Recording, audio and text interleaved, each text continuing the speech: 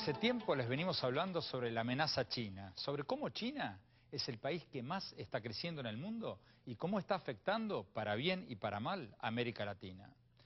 El tema es tan importante que decidimos ir a verlo con nuestros propios ojos. Estuvimos en la República Popular China durante 10 días.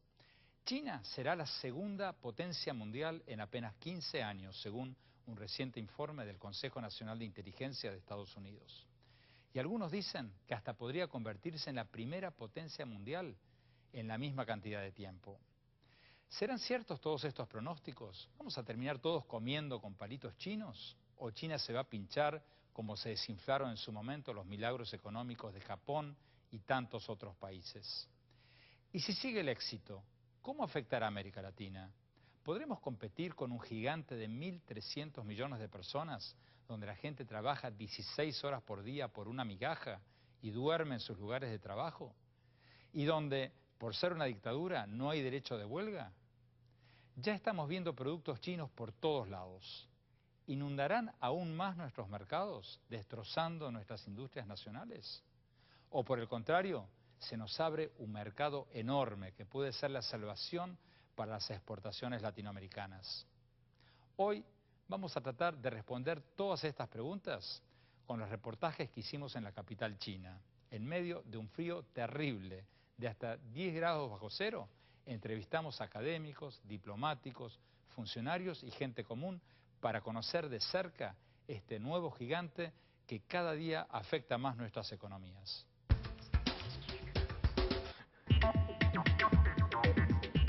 Pablo Leme, de Goldman Sachs. ¿Quién gana en este campeonato, en este nuevo matrimonio de conveniencia entre China y América Latina? ¿China o América Latina? Mira, yo creo que gana China seguramente, pero también puede ganar América Latina. O sea, que siempre el comercio beneficia a ambas partes.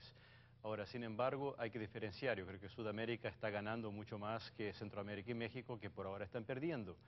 Pero la gran lección de la relación con China es que si la clase política no entiende los grandes cambios que hay en el comercio mundial, yo creo que hay un riesgo. ¿La clase política de China o de América Latina? No, de América Latina. ¿Qué es lo que hacen los chinos que no hace América Latina? Exactamente, hay que aprender la lección, o sea, cómo se generó el crecimiento en China en los últimos 10, 12 años, que por ejemplo Brasil lo supo hacer entre 64 y 73, o sea, con reformas, con apertura comercial, con educación.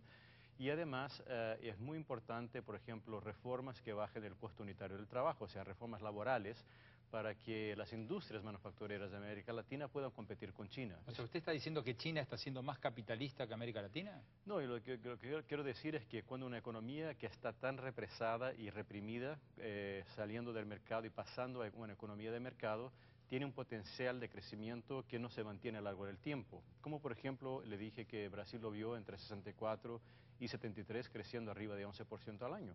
Entonces, si América Latina es capaz de aprender las lecciones, que es comercio internacional, apertura, integración comercial, educación y reformas laborales, es capaz de crecer más y competir con China en las manufacturas. En dos palabras, ¿qué son las reformas laborales? Sería básicamente flexibilizar el mercado laboral, aumentar el empleo y bajar el costo de mano de obra. Veamos un testimonio más antes de volver.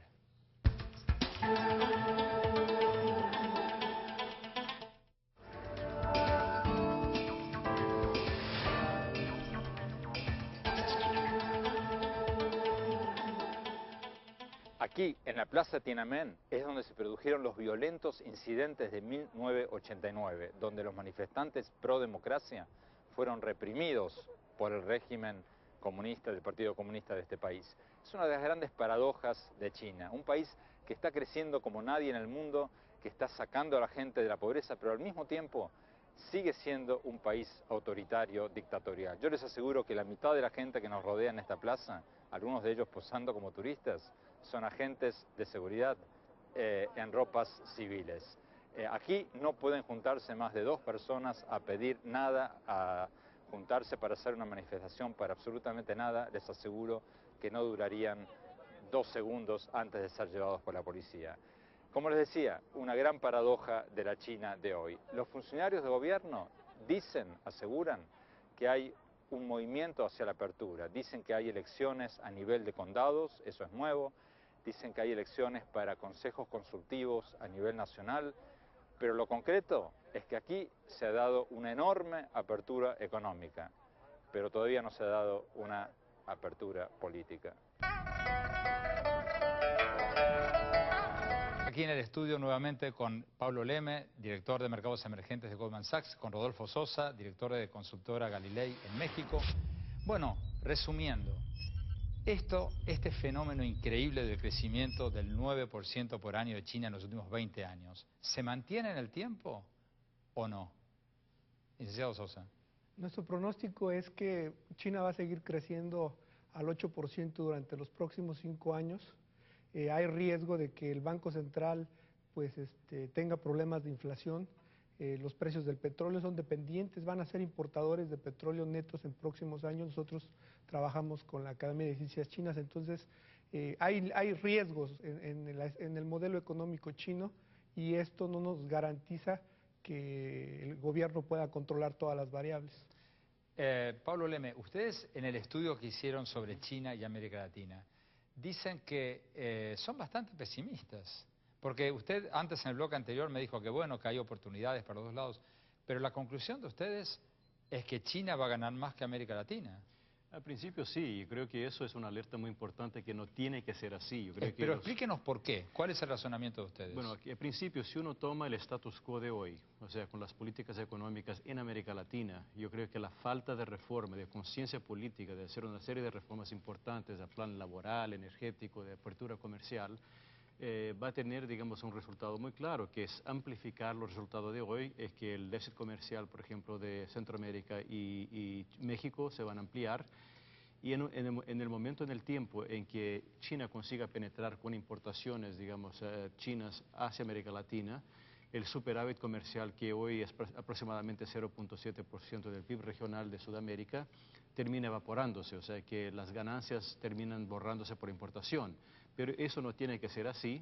Yo creo que China es una gran oportunidad, pero hay que preparar la región para ser mucho más competitiva, si no así pasa a ser, digamos, que el resultado neto es negativo en el futuro. O sea, si lo interpreto bien, lo que usted está diciendo es que América Latina está demasiado enfocada al debate sobre el libre comercio y demasiado poco sobre la competitividad.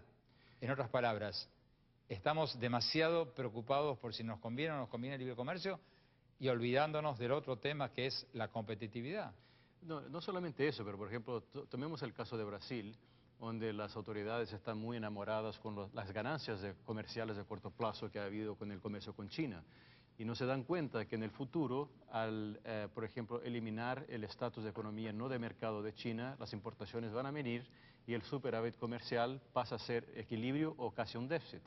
Entonces, no se dan cuenta que tienen que trabajar en otras áreas, incluso con la Organización Mundial de Comercio, con el NAFTA, con el ALCA y con sus reformas estructurales, si no, en el futuro el crecimiento va a ser mucho menor de la región. O sea, usted dice que Brasil, Argentina, Chile, los países que le están vendiendo materias primas a China y que están ganando fabulosas sumas de dinero, que eso no se va a continuar en el tiempo. Claro, ¿no? Y no se puede extrapolar sencillamente porque la región no tiene el capital para hacer la inversión en infraestructura que le permita mantener el ritmo de producción agrícola y de minerías al nivel actual, por ejemplo.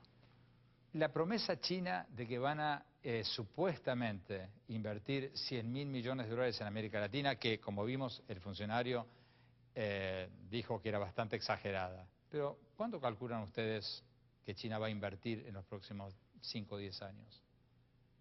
Bueno, yo diría que, mejor de los casos, 10.000 millones de dólares en 10 años. O sea, que va a haber inversión. Un 10% sí, de lo que ellos dicen. Exacto, porque o sea, por ahora el saldo inicial de inversión china en América Latina no pasan de 200 millones de dólares. O sea, que estamos algo lejos de 100.000 millones. O sea, entonces China va a ser como ¿qué país? Puede ser un país, digamos, pequeño europeo, invirtiendo, por ejemplo, España o Portugal, invirtiendo en América Latina. Pero sí, bueno, España invirtió muchísimo. Claro, tomemos por ejemplo Portugal en la parte eléctrica en Brasil o telecomunicaciones. 3, 5 mil millones de dólares en un país. Pero tiene que haber inversión porque sin la inversión no va a poder salir la exportación.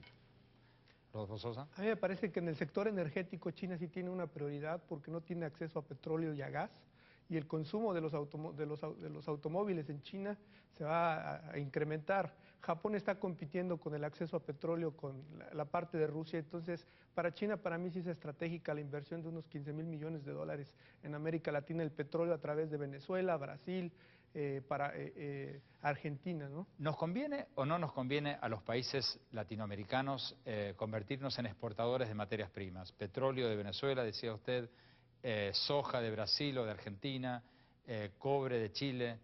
¿Eso es progreso o es volver a la época de la colonia? Convertirnos en países de extracción. Bueno, en el caso de México no dependemos, hemos sobrevivido sin el petróleo a China, sin exportar petróleo. El mercado sigue siendo el NAFTA natural para México. Lo que están haciendo las empresas mexicanas es buscar valor agregado, generar hacia mercados de conocimiento, hacia un cambio y aprovechar el NAFTA. Nosotros tenemos esa ventaja que quizás no la tenga América del Sur. Y para el resto de América Latina, Pablo Leme, ¿vamos a convertirnos en países de extracción como en la colonia? No, no creo, pero yo creo que este mito que no debemos exportar materias primas ya se abandonó y creo que fue un error, por ejemplo, no ir por su ventaja comparativa, por ejemplo, que es agrícola, minería, y seguramente eso te puede dar el ahorro financiero para generar la inversión en manufacturas y poder exportar y crecer más. Se nos acabó el tiempo. Rodolfo Sosa, en 30 segundos, pronóstico sobre China y América Latina en los próximos 10 años. ¿Qué va a pasar? Pues seguirá creciendo China al 8%. América Latina tiene muchos retos por la diversificación, crecerá un 2.8%, cuando el mundo esperamos que crezca un 3%, y todos dependemos de la economía de Estados Unidos y del consumo de Estados Unidos y de la Unión Europea. Pablo Leme. Sencillamente, en 10 años el PIB en dólares de China dobla y el de América Latina sube entre 20 y 25% máximo. En el próximo bloque, mi conclusión desde Pekín.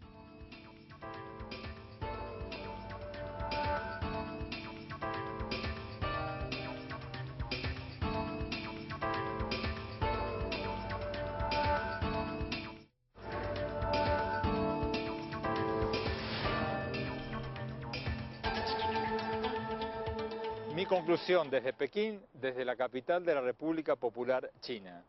Este país está viviendo una fiebre capitalista. Esto que ustedes ven acá atrás, este edificio, es la excepción a la regla. De hecho, tuvimos que caminar por varias partes de la ciudad para encontrar un edificio de la época soviética que un poco nos recuerde la China de hace 10, 15 años. Todo el resto de esta ciudad son rascacielos de vidrios y algunas partes más pobres, pero que no tienen nada que ver con el comunismo como lo entendemos. ¿A dónde va a ir este país? Bueno, la lógica es que esta fiebre capitalista va a seguir, porque funciona. Este país está creciendo al 9% anual. En los últimos 20 años ha sacado de la pobreza a 250 millones de personas. Claro, con una dictadura férrea que no quisiéramos para ninguno de nuestros países. Pero lo cierto es que ahora, hoy por hoy, está creciendo como ningún país del mundo. La gran pregunta es si este crecimiento va a ser sostenido. Los funcionarios del Partido Comunista, nominalmente comunista por lo menos, dicen que sí, que esto va a continuar hasta el año 2020 por lo menos. Quizás dicen va a crecer al 7% en lugar del 9%, pero ellos prevén un crecimiento sostenido y continuo. Yo soy un poco más escéptico. ¿Por qué? Porque las fiebres, por naturaleza, no duran mucho.